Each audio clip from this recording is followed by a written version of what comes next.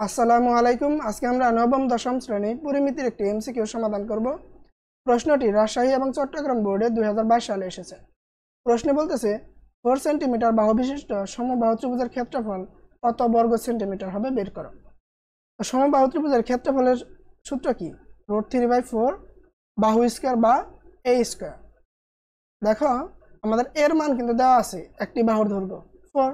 আমরা সূত্রে যদি এর মানটা বসাই দিই তাহলে অঙ্কটা হয়ে যাবে 4 স্কয়ার। এর মান 4, তার উপর স্কয়ার মানে 4 স্কয়ার। তাহলে √3/4 ইন্টু 4 আর 4 গুণ হলে কি 16। 4 দ্বারা 16 কাটলে 4 আর √3 গুণ হলে 4√3। তো এটা আমাদের অ্যান্সার। তাহলে অ্যান্সারটা কি হবে? খ। আশা করি তোমরা বুঝতে পারছো। তোমরা যদি এরকম আরো ভিডিও দেখতে চাও তাহলে বেসিক সায়েন্স ইউটিউব চ্যানেলের সাথে যুক্ত হতে পারো। আর আমাদের খুঁজে পেতে সার্চ করবা @BASICSCIENCE03।